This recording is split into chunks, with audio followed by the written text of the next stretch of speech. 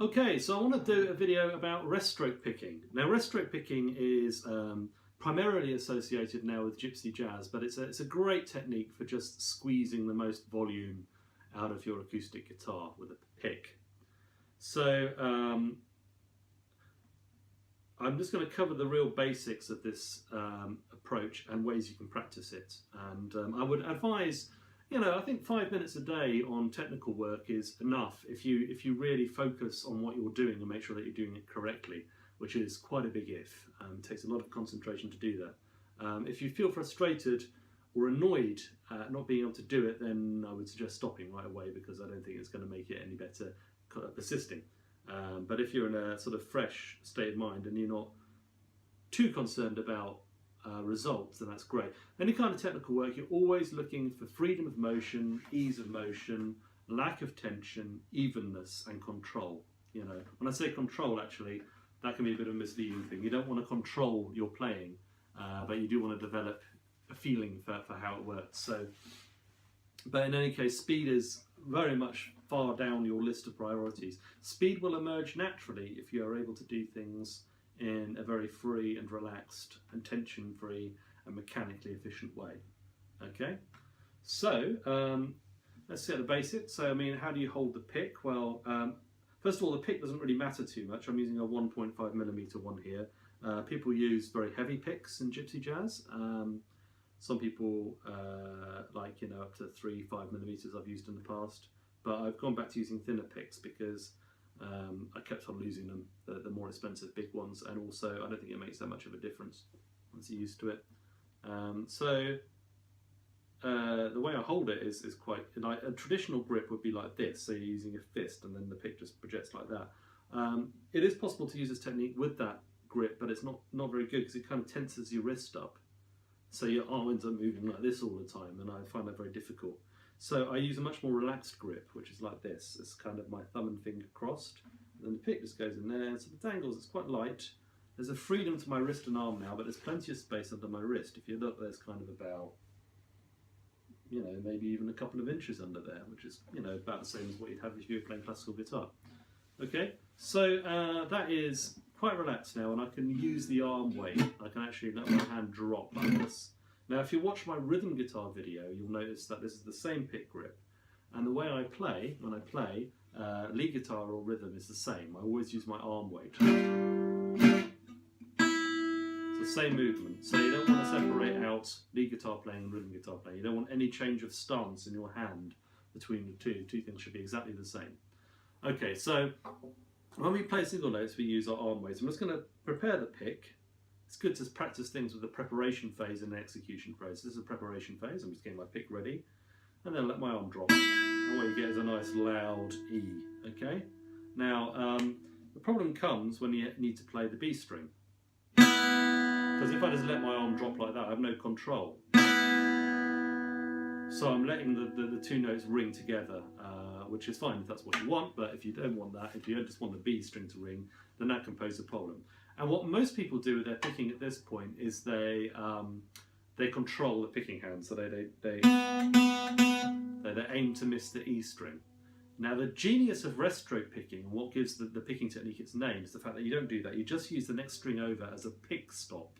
So your pick just goes, but instead of going through, following through and playing the next note, it just kind of stops. And you can do this on any of those strings,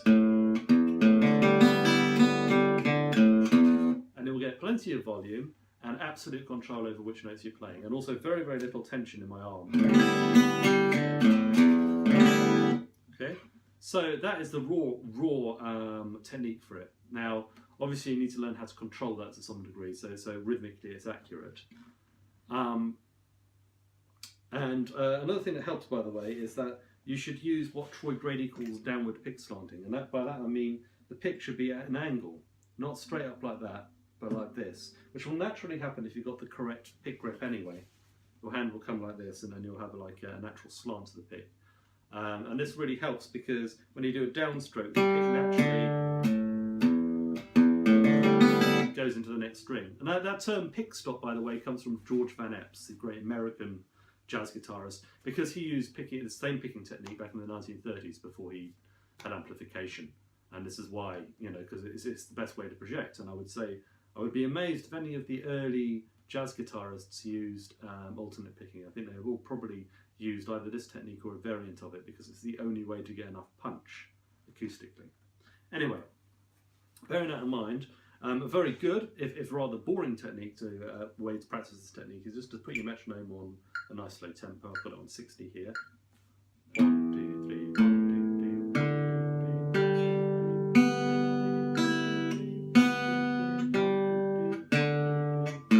2, 3. Okay, so I mean I count 1, 2, 3, 1, 2, 3, try and get it accurate with the click. And the click was even disappearing a little bit there, which is a good sign, means you're playing accurately with the metronome. Not that that's necessarily the be-all and end-all for swing guitar, but it's a nice thing to be able to do. And it sharpens up your sense of subdivision. Okay, so there's almost two motions here. So when I'm coming down, be really aware of all the tensions in your body when you're doing this, because you should be completely relaxed. I wasn't completely relaxed when I started, by the way. So your pick just kind of, it's like tiddlywinks. It just kind of goes snap over onto the next string like that. Very nice feeling, but you know, it's being able to control it. 1, 2, 3, 1, 2, 3, 1, 2, 3, 1, 2, 3, 1, 2, 3, like that. And you could even just, you know, if you're counting regularly, you could even just do it like that. Coming up, 2, 3, 1, 2, 3, 1, 2, 3. Very different movement. You have to recover your hand above the string. Both have their own challenges, both of those movements. By the way, if you want to lessen the pick attack, it's quite good to kind of tilt your thumb in like this and do. Use the side of the pick. So if it's flat, it's got that kind of sound. If I use the side with the edge of it more, I get a different kind of tone. So that's something worth bearing in mind. You might want to play around with that. Okay, so I would say that's basically it for the basics. Basically. So if you're playing basic stuff, that's basically what you do. And we can practice, you know, playing 2 notes of string or down strokes. So it's like,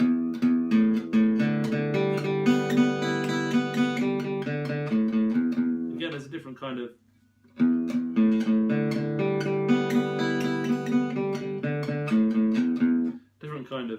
movements going up and down. And you know, I think like if you're playing a lot of stuff, like if I take the melody of Honeysuckle Rose, for example,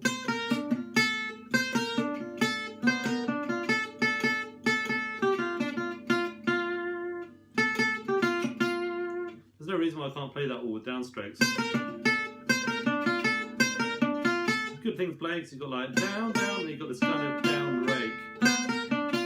And I say if you can do that, then gypsy picking is not far away, because all you have to do gypsy picking is to sometimes do an upstroke, which means sometimes you just need to be able to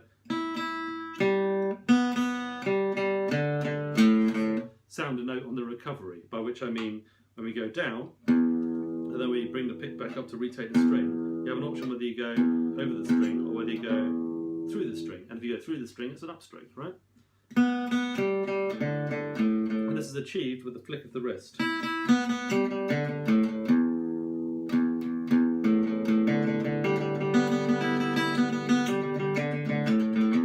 would say down, up, down, down, up, down, down, up, down. 3 notes of string is probably the most important gypsy picking pattern to practice after downstrokes only. So.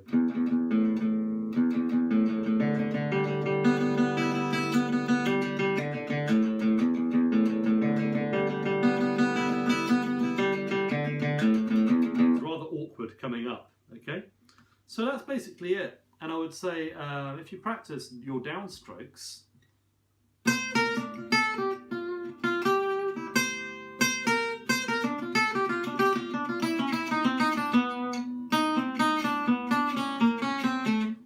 I mean, that's all downstrokes.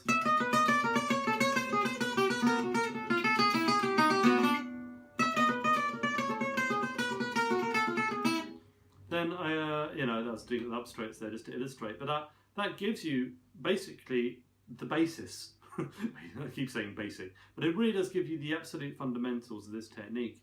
because if you can get the downstroke right, you can play quite a lot. You don't even have to worry too much about the upstrokes. The upstrokes only come in when you need to execute something fast, such as this. You know, for example, or, you know, any of the arpeggios that we play. You know, you kind of need upstrokes to do that, right? It wouldn't work with just downstrokes. I can't really get up to speed. So you use the upstrokes as a cheat, and that's how I want you to think of them. I don't want you to think of them as an essential part of the technique. The essential part of the technique is the rest stroke, downstroke. If you have to use an upstroke, you can. But in general, we never use an upstroke to start a new string, which is awkward anyway with the downward pick slant. And we never end a phrase on an upstroke. So if I'm playing this thing, if it was alternate picking, it'd be down, up, where we go down, up, down, down, down, up, down, down, down, up. Which is awkward, but it gives the right feel.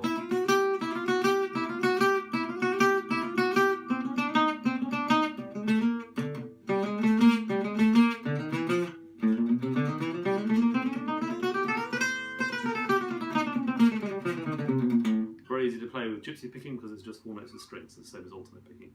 Anyway, hopefully that gives you an idea of the basics. I would say concentrate on your downstroke, concentrate on your pick slanting, concentrate on making connection with the next string, and try and practice so that everything is in time. Practice really slowly and make sure there's no tension in the body, and I think your technique will start coming together surprisingly quickly. Always make sure you've got space under the wrist as well. Anyway, I hope that's some help to you, and happy practicing.